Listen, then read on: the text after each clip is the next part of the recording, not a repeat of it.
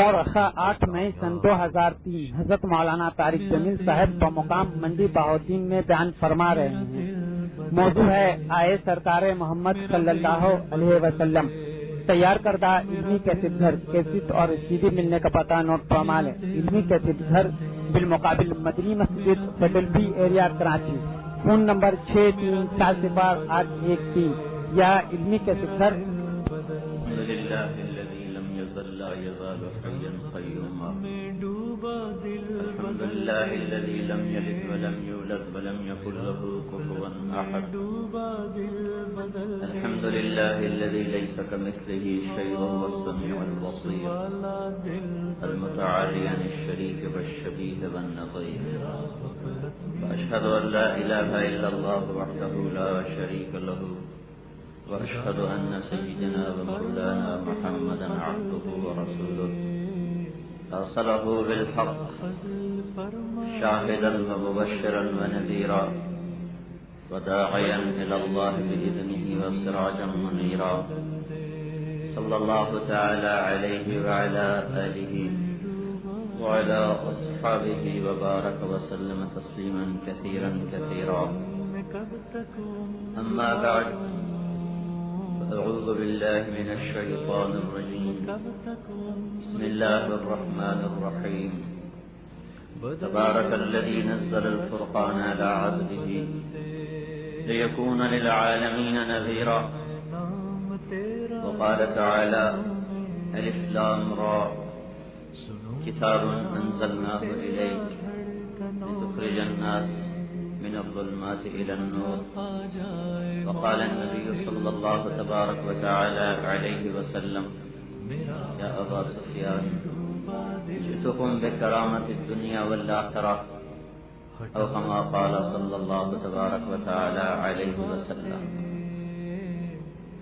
ہٹا لوں آنکھ اپنی ماں سوا سے جیوں میں تیری میرے محترم بھائی اور دوستو، میرا غفلت میں ڈوب اللہ جل جلالہ نے ہم پر یہ احسان فرمایا قربان اپنی کہ اس نے حضرت محمد صلی اللہ تعالی علیہ وسلم کی امت میں ہمیں پیدا فرمایا۔ اپنی ساری خوشیاں ایک دور ہمارا ہے اپنا غم عطا هل أتى على الإنسان حين من الدهر لم يكن شيئا مذكورا۔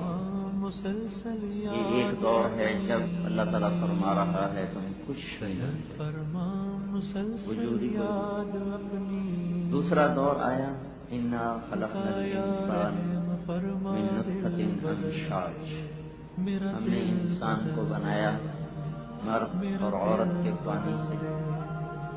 اس بنانے میں ہمارا بھی نصیب کا بن جانا، آدم علیہ السلام سے جو دنیا کے انسان آنا شروع ہوئے اور آج تک آ رہے ہیں اور قیامت تک آتے رہیں گے، اس میں سے ایک فرد میں اور آپ میں۔ اللہ تعالیٰ ہمیں موسیٰ علیہ السلام کی امت میں پیدا کرتا، عیسیٰ علیہ السلام کی امت میں پیدا کرتا، داؤد علیہ السلام کے زمانے میں پیدا کرتا، جب چاہتا بنا دیتا، ہمارے چاہے بغیر ہم پر کرم فرمایا اور حضرت محمد صلی اللہ تعالی علیہ وسلم کا امت بنا دیا۔ آپ کی امت میں آنا ایک بڑا مبارک اعزاز ہے کہ اللہ تعالیٰ فرماتے ہیں وَاجْتَبَاكُمْ، میں نے تمہیں چنا ہے، میں نے تمہارا انتخاب کیا ہے۔ یہ انتخاب بلا مقابلہ ہے، کوئی ہمارے الیکشن نہیں ہوا، ہمارے لیے کوئی چناؤ میں مد مقابل نہیں تھا۔ اللہ تعالیٰ نے اپنے ارادے سے آدم علیہ السلام کی ساری نسل کو دیکھا، وَاجْتَبَاكُمْ، ایک ایک روح کو دیکھا، جو پسند آئی اسے اللہ کے نبی کی امت میں پیدا فرمایا، جو پسند نہیں آیا اسے دوسری طرف پیدا فرما دیا۔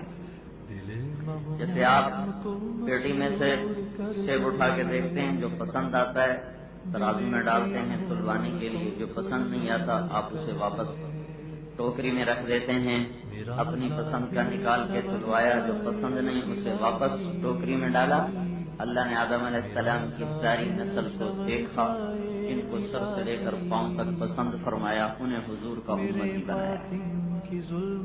جو اس معیار کا نہیں تھا اس کو ہٹا دیا، جو عورت، جو مرد، جو کالا کو، جو گورا، جو پسند آیا اسے وجتبا اصطفینا من عبادنا، کہ میں نے تمہیں ساری دنیا کے انسانوں میں سے منتخب کیا ہے، میں نے تمہیں چھانٹا ہے۔ یہ حضرت محمد صلی اللہ علیہ وسلم کے طفیل اللہ تعالیٰ نے ہم پر یہ احسان فرمایا کہ اتنی عالی شان اللہ تعالیٰ نے ہمیں امت عطا فرما دی۔ پہلے سے اس کا ذکر آ رہا تھا، پہلی امتوں میں بھی ذکر آ رہا تھا، یا عیسیٰ انی باعث بعدک امتا، اے عیسیٰ تمہارے بعد ایک امت بھیجنے والا ہوں۔ یہ عیسیٰ علیہ السلام سے خطاب ہے، اور شعیہ علیہ السلام سے اللہ تعالیٰ ارشاد فرما رہے ہیں کہ میں ایک امت بھیجنے والا ہوں، وہ کیسی ہوگی؟ موحدون، موحدون، مخلصون، مؤمنون، ایمان والے ہوں، موحدون توحید پرست، مخلصون اخلاص کرتے، مصدقون بما جاءت به الرسل، رسولوں کی وہ تصدیق کرنے والے ہوں گے۔ اور کیا ہوگا؟ الہمہم التسبیح والتحمید والتہلیل فی مساجدہم ومضاجعہم ومتقلبہم ومثواہم، وہ اٹھتے بھی مجھے یاد کریں گے، بیٹھتے بھی مجھے یاد کریں گے، سوئے ہوئے مجھے یاد کریں گے، پہلو پہ لیٹ کے مجھے یاد کریں گے، کروٹ بدلتے ہوئے مجھے یاد کریں گے، اور یصفون فی صلاتہم کما تصف الملائکۃ حول عرشی، اور وہ نماز میں اس طرح صفیں بنا کے کھڑے ہوں گے جیسے میرے فرشتے میرے عرش کے گرد صفیں بنا کے کھڑے ہوتے ہیں۔ اختم بکتابہم الکتب، ان کی کتاب پر ساری کتابیں ختم کر دوں گا۔ وبدینہم الادیان، ان کے دین پر سارے دین ختم کر دوں گا۔ وبشریعتہم الشرائع، ان کی شریعت پر ساری شریعتیں ختم کر دوں گا۔ اور اجعل دائرۃ السوء علی من خالفہم، جو ان کو نقصان پہنچائیں گے، ان کی مخالفت کریں گے، ان سے میں خود ذاتی طور پہ انتقام لوں گا، میں ذاتی طور پر ان سے بدلہ لوں گا۔ کبھی دنیا میں اللہ تعالیٰ دکھائے گا، کبھی نہیں دکھائے گا۔ کبھی اہل ایمان کو برباد کرنے والوں کو اللہ کچھ بھی نہیں کہے گا، وہ دندناتے ہوئے ظلم کرتے ہوئے دنیا سے اٹھ جائیں گے، ان کو کوئی کچھ نہیں کہے گا۔ اس کا مطلب یہ نہیں کہ اللہ کی بات غلط ہو گئی، اصل فیصلہ تو اللہ نے موت کے بعد رکھا ہے۔ یخرجون فی سبیلی ابتغاء مرضاتی، وہ میری رضا کے لیے اپنے گھر چھوڑیں گے، میرے کلمے کو دنیا میں زندہ کرنے کے لیے اپنے گھر چھوڑیں گے، اہل و عیال چھوڑیں گے، بیوی بچے چھوڑیں گے، اور وہ ہم اولیائی و انصاری، وہ میرے دوست ہوں گے، وہ میرے دوست ہوں گے، میرے دین کے مددگار ہوں گے۔ یہ پہلی کتابوں میں اس امت کے بارے میں اللہ جل جلالہ ارشاد فرما رہے ہیں۔ اس امت کی خبر یوں پہلے چلی آ رہی ہے۔ موسیٰ علیہ السلام کی قوم نے بچڑے کی پوجا کی، اللہ تعالیٰ نے کہا ذبح کرو، قتل کرو۔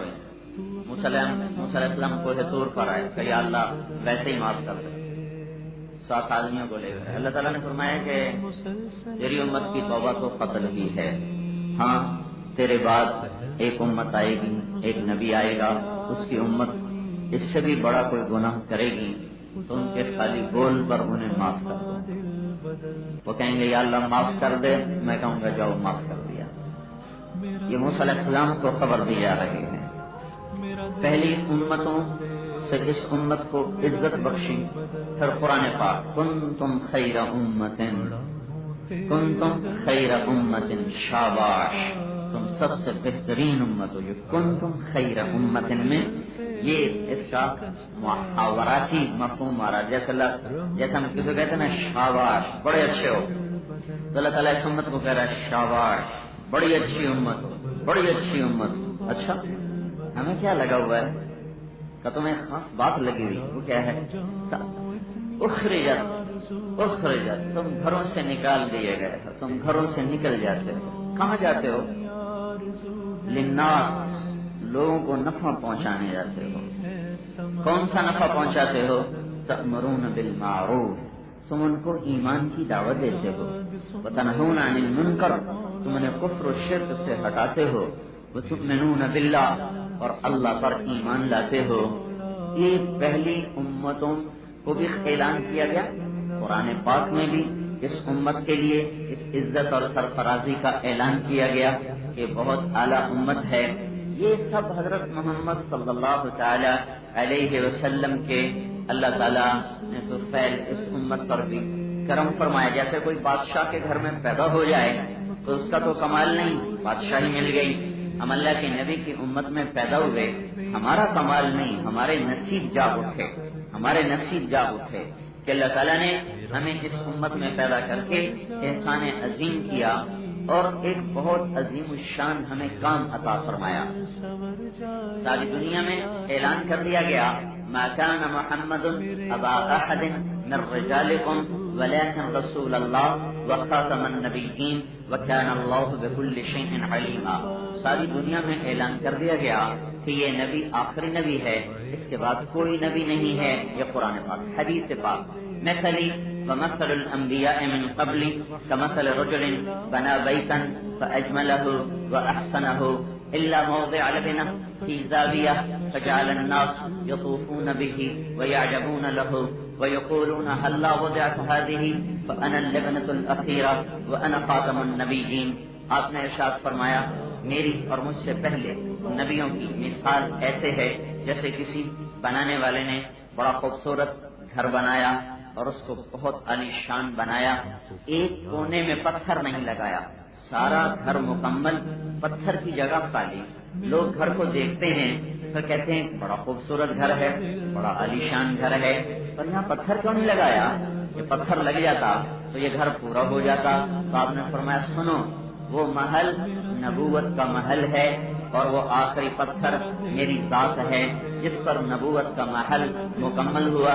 میں وہ آخری پتھر ہوں، میں وہ آخری نبی ہوں، میرے بعد کوئی نبی نہیں آئے گا، میرے بعد کوئی نبی نہیں آئے گا۔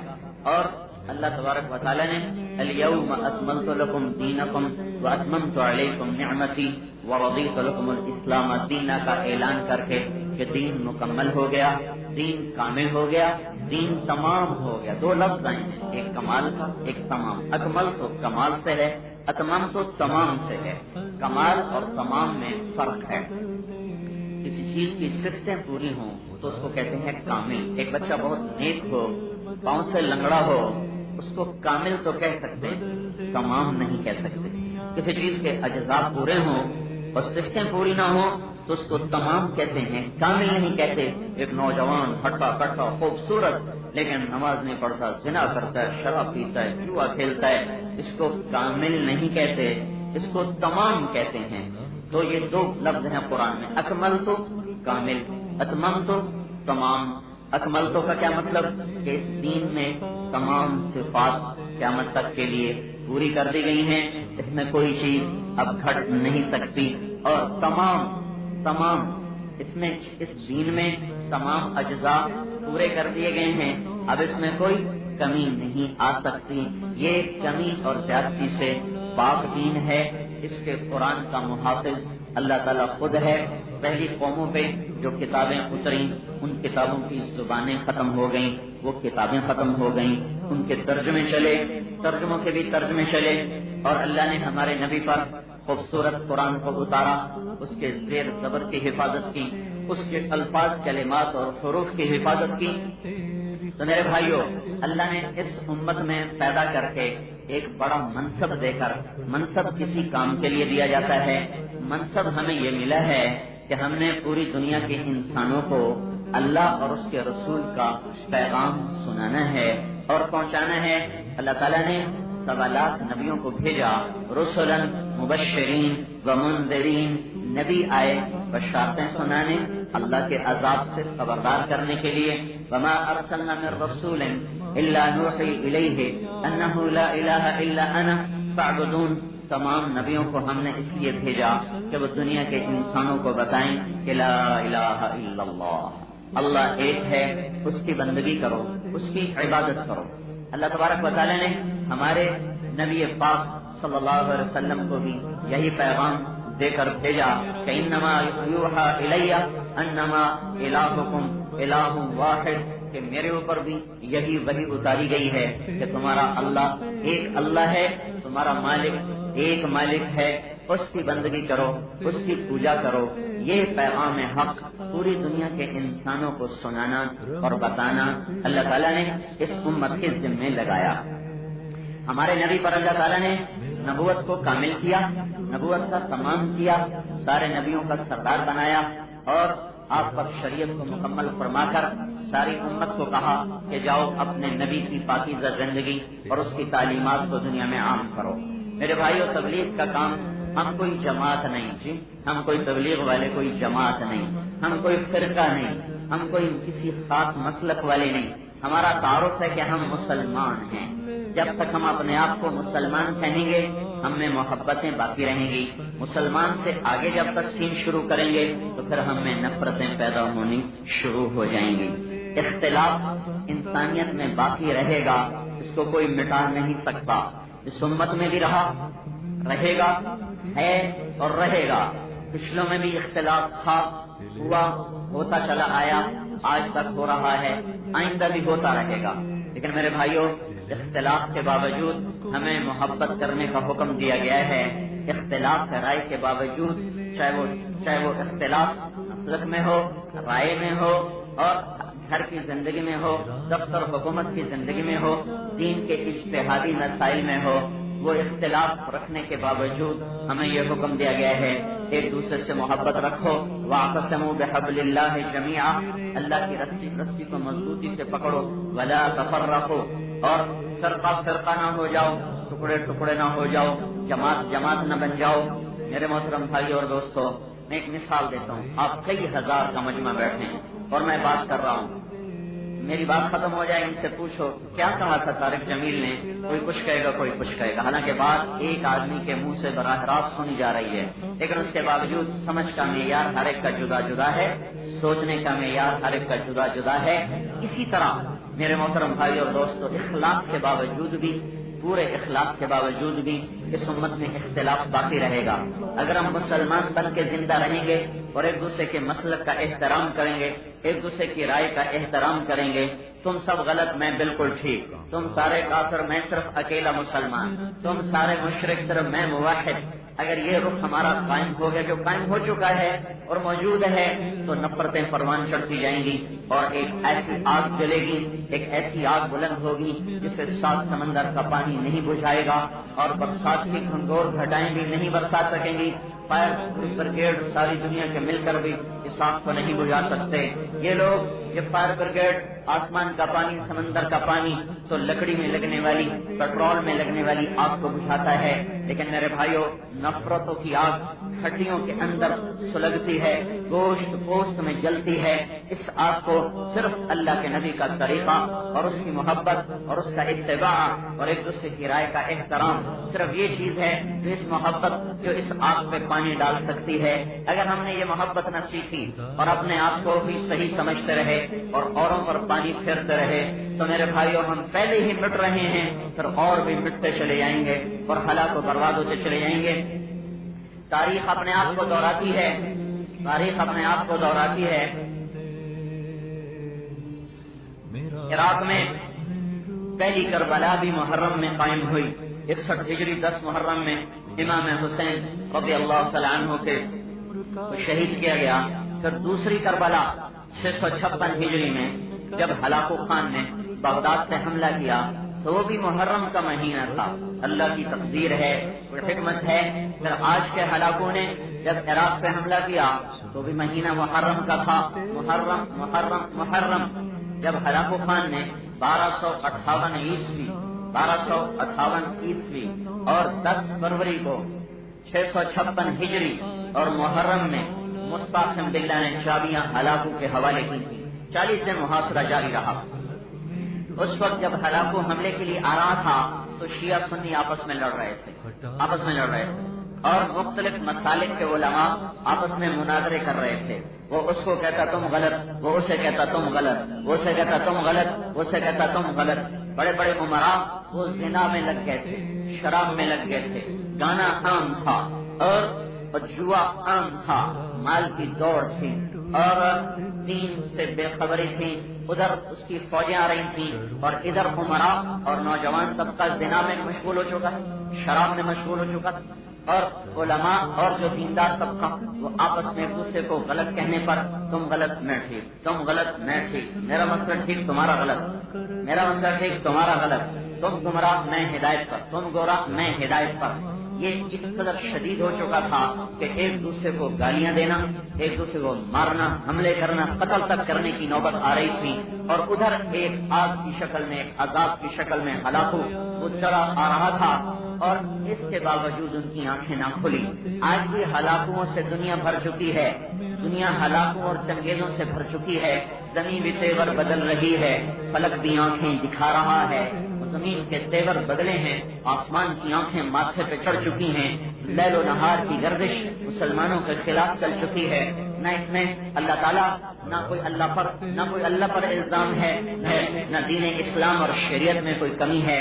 کمی منڈی بہاؤدین والوں میں آئی، کمی طارق جمیل میں آئی، میرے اور آپ میں آئی کہ ہم نے اللہ کی رسی کو چھوڑا، نبی کے طریقے کو چھوڑا اور آپس میں نفرتوں کا شکار ہوئے. مسلمان اللہ نے کہا تھا هو سماکم المسلمین، میرا نام تو اللہ نے مسلمان رکھا تھا.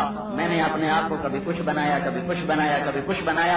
میرے بھائیوں، تبلیغ کا کام یہ کسی فرقے کی دعوت نہیں، کسی مسلک کی دعوت نہیں، یہ اسلام کی دعوت ہے، مسلمان کی دعوت ہے. اور یہ اللہ اور اس کے رسول کی دی ہوئی ذمہ داری ہے.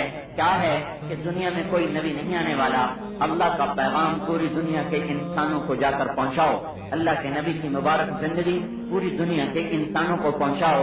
یہ میری آپ کی ذمہ داری ہے. ہم اس بنیاد پر آپ کے پاس نہیں آئے کہ ہمیں تبلیغی جماعت میں بھیجا ہے. تحریکی بنیادوں پر جو قافلے چلتے ہیں انہیں تحریکیں پیسے بھی دیتی ہیں، فنڈ بھی دیتی ہیں، ان کا سارا مالی ضرورتوں کا انتظام کیا جاتا ہے. آپ کو پتہ ہے دنیا کے 6 بر اعظم میں تبلیغ کا کام چل رہا ہے. ان کا کوئی فنڈ نہیں، ان کا کوئی چندہ نہیں، رائمنڈ میں کوئی خزانہ نہیں جہاں لوگ آ کے چندہ جمع کراتے ہوں پھر وہاں سے ہمیں پیسے ملتے ہوں. جاؤ بھائی منڈی بہاؤدین والوں کو جا کے تبلیغ کرو. بھائیو، ہر آدمی آتا ہے ادنا و اعلیٰ، بہتر و کہتر، چھوٹا اور بڑا، پڑھا لکھا اور ان پڑھ، اپنی جیب میں چند سکے ڈال کے آتا ہے کہ مجھے دین کو سیکھنا ہے اور بھائیوں کو دین کا پیغام پہنچانا ہے. اس بنیاد پر یہ سارا کام ہو رہا ہے. ہم بھی آپ بھائیوں کی خدمت میں آئے ہیں. اتنا بڑا مجمع شاید کبھی کبھی جمع ہو، خاص طور پر پنجاب میں اتنے بڑے بڑے مجمع دین کے نام پر بہت کم اکٹھے ہوتے ہیں. آج تو اللہ کا فضل ہے، تصور میں بھی نہیں تھا کہ ایک چھوٹے سے علاقے میں، ایک چھوٹی سی جگہ میں اتنے شوق سے لوگ اللہ اس کے رسول کی بات کے لیے جمع ہوں گے. تو میرے بھائیوں، میں آپ کا کام یاد دلا رہا ہوں. تبلیغی جماعت میں شامل ہونے کی دعوت نہیں دے رہا. تبلیغی جماعت میں شامل ہونے سے مجھے کیا ملے گا؟ آپ سارے تبلیغ والے بن گئے، جس سے میرا مفاد کیا ہے؟ مجھے کیا ملے گا؟ مجھے تو ڈائمنڈ والے شہباز ہیں، ان کو تو پتہ بھی نہیں ہم کہاں، انہوں نے تو ہمیں پرچی پکڑائی، انہیں خبر بھی نہیں کہ ہماری جماعت کہاں ہوگی کہاں نہیں ہوگی. ہم آج ہیں کل چلے جائیں گے. تو آپ کے تبلیغ میں جانے کا آگے جو مادی مفاد ہے مجھے تو کوئی نہیں، مادی مفاد مجھے کوئی نہیں، میرے ساتھیوں کو کوئی نہیں، جنہوں نے یہ سارا انتظام کیا ان کو کوئی نہیں. ایک مفاد ضرور ہے کہ ہم اللہ اس کے رسول کے حکموں کی غلامی میں آ جائیں تو جو کوئی نیکی کرے گا ہمیں اس کا اجر ملے گا، اس کو آگے پھیلائیں.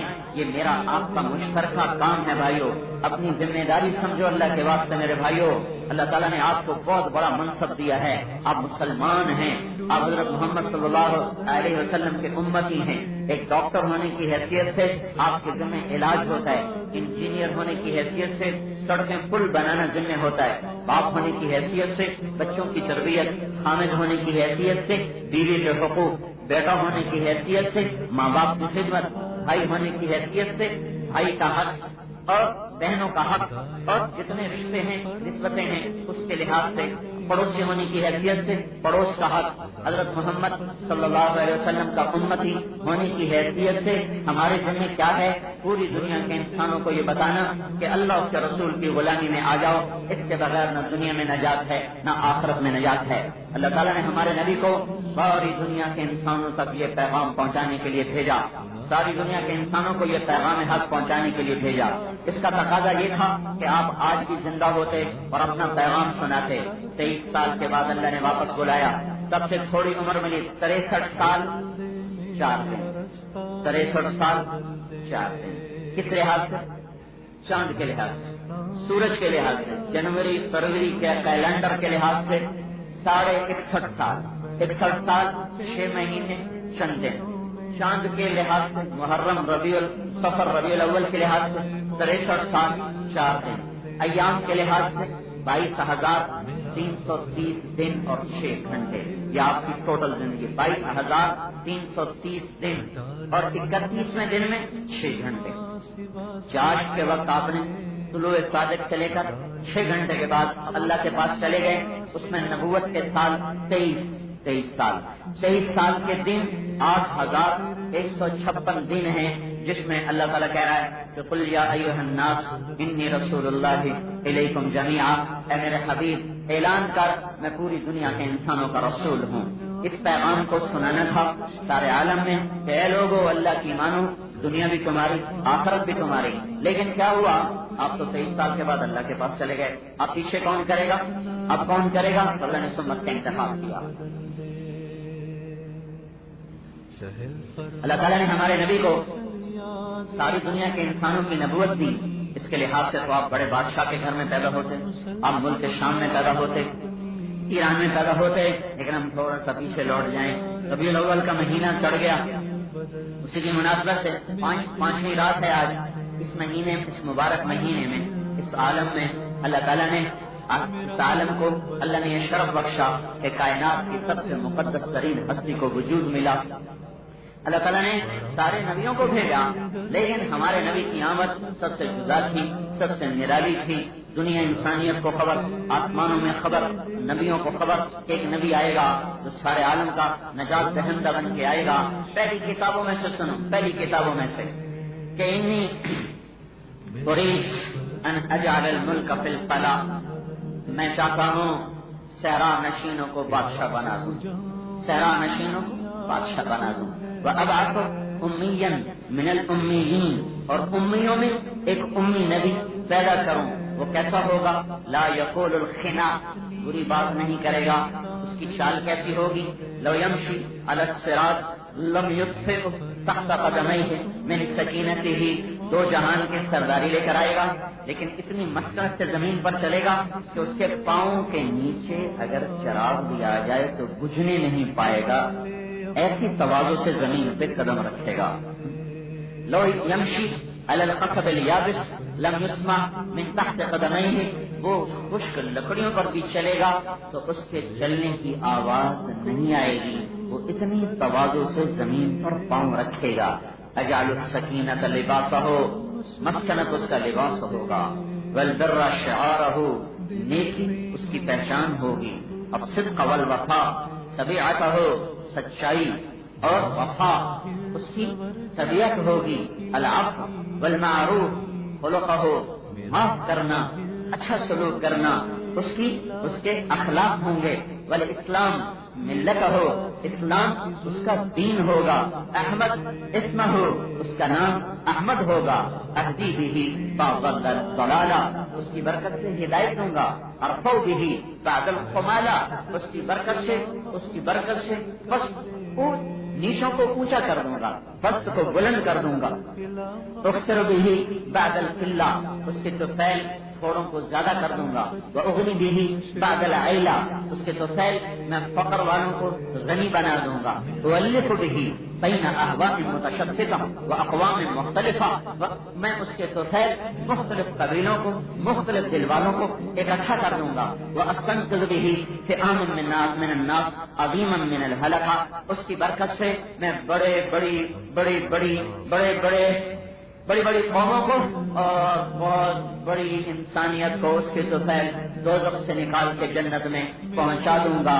یہ میں آپ کو پہلی کتابوں کی عبارات پڑھ کے سنا رہا ہوں، جس میں اللہ تعالیٰ ہمارے نبی کی آمد کے بارے میں ارشاد فرما رہے ہیں۔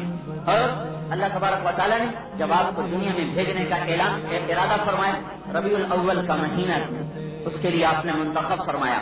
ایک میری بات سنیں، تاریخ ہمیشہ بادشاہوں، بڑے انسانوں کو اپنے اوراق میں جگہ دیتی ہے، کبھی یتیموں کو مڑ کے نہیں دیکھتی۔ ایک یتیم ایسا آیا جس کے لیے ساری تاریخ کو خبردار کیا گیا کہ اس کی زندگی کی کوئی چیز ہاتھ سے جانے نہ پائے، اس کی زندگی کی ہر ادا محفوظ کی جائے۔ تو جس طرح ہمارے نبی کی ولادت کی تاریخ محفوظ ہے اور دن محفوظ ہے، ایسے تو بڑے بڑے بادشاہوں کی تاریخ پیدائش اور ولادت بھی محفوظ نہیں ہے۔ ربیع الاول کا مہینہ اور اصحاب فیل کی تباہی پہ 6 مہینے گزر چکے ہیں، اس کو کہتے ہیں عام الفیل۔ اور ربیع الاول کی یا 9 تاریخ ہے یا 12 تاریخ ہے۔ آپ کی تاریخ، آپ کی پیدائش پیر کے دن ہوئی، اس پر سب کا اتفاق۔ آپ کی تاریخ ربیع الاول میں ہوئی، اس پر سب کا اتفاق ہے۔ آپ کی تاریخ، آپ کی پیدائش عام الفیل، جس سال ابرہا کا لشکر تباہ ہوا، اس پر سب کا اتفاق ہے۔ آپ کی تاریخ پیدائش 22 اپریل 571 عیسوی بنتی ہے، اور ہمارے ہندوستانی مہینوں کے لحاظ سے یکم جیٹھ 628 وکرمی بنتی ہے۔ سنیں آپ، یہ تفصیل ایک یتیم کے لیے تاریخ میں محفوظ کر دی جائے، یہ آج تک نہیں ہوا، صرف ہمارے محبوب کے لیے ہوا، ہمارے نبی کے لیے ہوا۔ یکم جیٹھ 628 وکرمی 22 اپریل 571 عیسوی، پیر کا دن، ربیع الاول کا مہینہ، تاریخ یا 12 ہے یا 9 ہے یا 8 ہے یا 10 ہے، اس میں محدثین میں اختلاف، بعض اس کو 12 کو ترجیح دیتے ہیں، بعض 10 کو ترجیح دیتے ہیں، بعض 9 کو، بعض 8 کو۔ تمام بڑے بڑے لوگ ہیں، لہذا جس تاریخ کو بھی لے لیا جائے اس میں کوئی اشکال کی بات کوئی نہیں۔ تو ربیع الاول پیر کا دن، تاریخ پیدائش یا 8 یا 9 یا 12 یا 10 اور 22 اپریل 571 عیسوی اور یکم جیٹھ 628 وکرمی، صبح کے 4:45 پر آپ نے عالم کو اپنی آمد سے عزت بخشی ہے۔ صبح کے 4:45 ادھر زمین کا سورج نمودار ہو رہا تھا اور ادھر نبوت کا آفتاب اپنے چہرے سے نقاب اٹھا رہا تھا۔ ادھر افق مشرق میں سورج سے سفید ہو رہا تھا، ادھر کائنات نور نبوت سے روشن ہو رہی تھی، منور ہو رہی تھی۔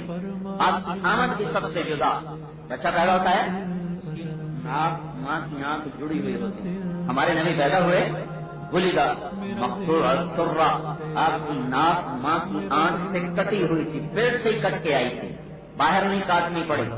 بچے کا ختنہ باہر ہوتا ہے، ہمارے نبی ماں کے پیٹ سے ختنہ کروا کے آئے۔ بچہ پیدا ہوتا ہے، اس پر غلاظت ہوتی ہے، ہمارے نبی جب پیدا ہوئے تو ایسے پاک پیدا ہوئے کہ جسم پر ایک ذرہ کسی چیز کا نشان نہیں تھا، جیسے کسی نے دھو کے باہر بھیج دیا ہو۔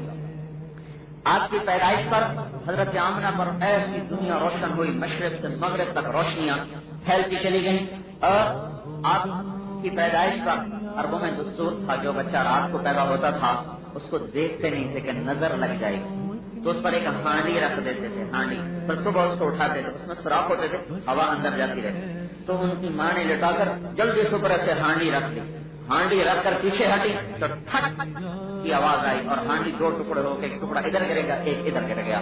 اللہ نے اپنے حبیب کے اوپر وہ بدعت نہیں آنے دی، وہ رسم نہیں آنے دی، اور آپ ماں نے حیران ہو کے دیکھا یہ کیا ہوا، یہ کیا ہوا، اٹھا کے گود میں لیا، اور دیکھ رہے ہیں کہ یہ کیسا بچہ ہے، یہ کیسا بچہ ہے، آنکھ کٹی ہوئی ہے، ختنہ ہوا ہے، پاک دھلا ہوا ہے، ہانڈی اس کے اوپر سے ٹوٹ گئی ہے۔ اسی حیرانی میں ہی ایک دم آسمان یوں لگا جیسے گھر کی چھت پھٹ گئی ہو، اور ایک نورانی سا بادل پورے کمرے میں بھر گیا، اور اس نے سارے کمرے میں ایک دھواں کر دیا، اور حضرت آمنہ کو یوں لگا جیسے بچہ گود میں نہیں ہے، یوں لگا جیسے گود میں نہیں ہے، اور اس بادل کے اندر سے آواز آئی، طوفوا بہ مشارق الارض ومغاربہا، اس بچے کو مشرق بھی پھراؤ اور مغرب بھی پھراؤ، لیعرفوا باسمہ، جہان کو پتہ چلے اس کا نام کیا ہے، ونعتہ، پتہ چلے اس کی صفات کیا ہیں، وصورتہ، پتہ چلے اس کا خاکہ، اس کا حلیہ کیا ہے، وآتوہ خلق آدم، اسے آدم کے اخلاق دو، بمعرفت شیس اور اسے شیس کی معرفت دو، بشجاعت نوح اسے نوح علیہ السلام کی شجاعت دو، وخلت ابراہیم اسے ابراہیم علیہ السلام کی دوستی دو، وفصاحت صالح اور استسلام اسماعیل اسے اسماعیل علیہ السلام کی قربانی دو، وفصاحت صالح اسے صالح علیہ السلام کی فصاحت دو، وحکمت لوط اسے لوط علیہ السلام کی حکمت دو، وبشرا ورضا اسحاق اسے اسحاق علیہ السلام کی رضا دو، وبشرا یعقوب علیہ السلام کی بشارت دو، وجمال یوسف علیہ السلام کی خوبصورتی دو، وشدت موسیٰ علیہ السلام کی شدت دو، وجہاد یوشع علیہ السلام کا جہاد دو، وحب دانیال علیہ السلام کی محبت دو، ووقار الیاس علیہ السلام کا وقار دو، ولحن داؤد علیہ السلام کی میٹھی زبان دو، وقلب ایوب علیہ السلام کا صابر دل دو، وطاعت یونس علیہ السلام کی اطاعت دو، وعصمت یحییٰ علیہ السلام کی پاک دامنی دو، زہد عیسیٰ علیہ السلام کا زہد دو، وَأَغْمِسُوهُ فِي أَخْلَاقِ النَّبِيِّينَ اور تمام نبیوں کے اخلاق اس بچے کو عطا کر دیے جائیں۔ سنیں، پہلے دن کہا جا رہا ہے کہ تمام نبیوں کے اخلاق اس بچے کو دے دیے جائیں، اس میں اس کو غوطہ دیا جائے، اس میں اس کو رنگ دے دیا جائے۔ پیدا ہوتے ہی سارے نبیوں کے اخلاق اندر میں اتارے گئے، اور اس میں ترقی ہوتے 63 سال 4 دن میں ہر آنے والے دن نے آپ کی شان کو بلند کیا۔ حبیب اللہ کا خطاب ملا، خلیل اللہ کا بھی خطاب ملا، اتخذنی اللہ خلیلا، اللہ نے مجھے خلیل بنایا۔ لو کنت متخذا خلیلا لاتخذت ابا بکر خلیلا، اگر میں کسی کو خلیل بناؤں بکر کو اپنا خلیل بناتا، لیکن میرے اللہ نے مجھے اپنا خلیل بنایا، مجھے حبیب بنایا۔ یہ حبیب اللہ وہ خلیل اللہ، ابراہیم کو خلیل اللہ کی شہرت ملی، ہمارے نبی کو حبیب اللہ کی شہرت ملی۔ خلیل اور حبیب میں لغوی طور پر فرق یہ ہے کہ خلیل کہتا ہے مجھے اپنے مالک سے ملنا ہے، مجھے اپنے محبوب سے ملنا ہے اور کچھ لینا بھی ہے۔ الخلیل الذي يريد اللقاء مع العطاء، خلیل وہ ہے جو اپنے مالک کی ملاقات بھی چاہتا ہو، کچھ انعام بھی چاہتا ہو۔ والحبیب يريد اللقاء بلا عطاء، حبیب اسے کہتے ہیں جو صرف اپنے مالک کی ملاقات چاہتا ہو، کوئی انعام اور صلہ نہ چاہتا ہو، وہ یہ کہتا بس مجھے میرا مولا مل جائے، مجھے اور کچھ نہیں چاہیے۔ یہ لفظی فرق ہے۔ خلیل اس محبت کو کہتے ہیں جو دل میں جا کے اتر جائے اور دل کی گہرائیوں میں پیوست ہو کر جم جائے، گڑ جائے، نکلنے نہ پائے۔ حبیب اس محبت کو کہتے ہیں جو ہر آنے والے پل میں، لمحے میں پہلے سے زیادہ ہو جائے، بڑھتی جائے۔ حبیب حب سے ہے، خلیل خلت سے ہے، خلت خلل سے ہے۔ خلل کہتے ہیں پردوں کو چیر کر اندر میں اتر جانا، اور حبیب حب سے ہے۔ حب دانے کو کہتے ہیں، دانے کی صفت ہے کاش کرتے جاؤ بڑھتا جائے گا، پھر کرو پھر بڑھ جائے گا، پھر کرو پھر ایک دانہ کروڑوں من دانوں میں تبدیل ہو سکتا ہے۔ حبیب حب سے، حبیب کا کیا مطلب بنا کہ ایسی محبت کرنے والا جس کی محبت روزانہ بڑھتی جا رہی ہو، بڑھتی جا رہی ہو، بڑھتی جا رہی ہو، جس میں کوئی انتہا نہ آئے، کوئی اس کا آخر نہ آئے۔ لہذا میرے بھائیو، اللہ کے حبیب کے مقام کو اللہ کے سوا کوئی نہیں جانتا، تو کتنی بلند و بالا ہستی ہے۔ یہ تو آپ کی پیدائش کا میں نے آپ کو تھوڑا سا نقشہ بتایا۔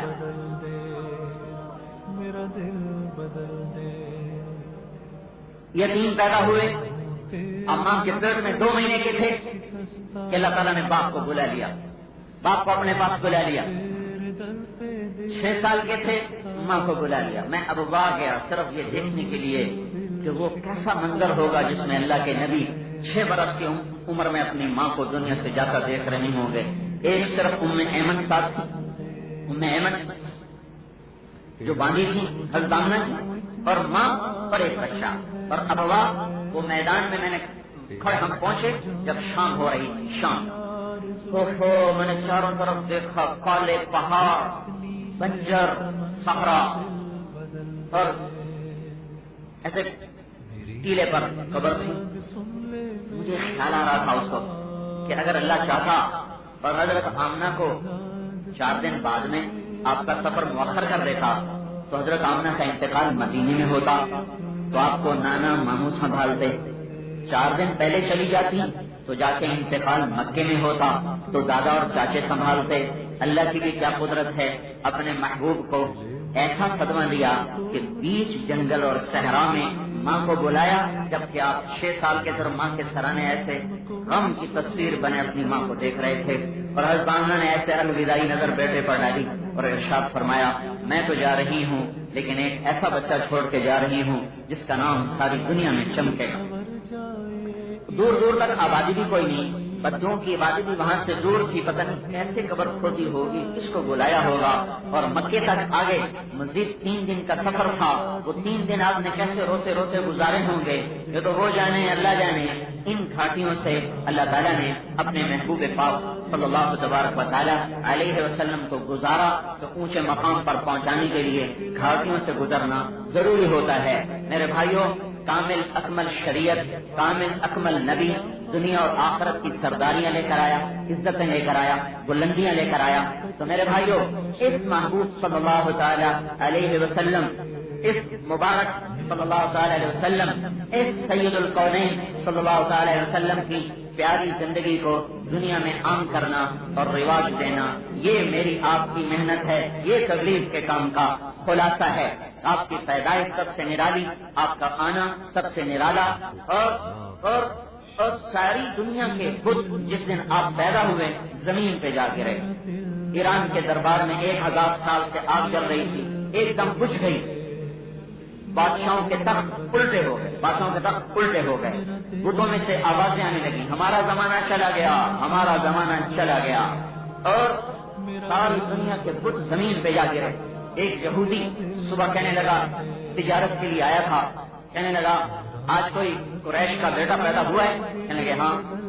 کہنے لگا اس کا باپ زندہ ہے؟ کہا ہاں. کہ نہیں، کوئی ایسا بچہ بتاؤ جس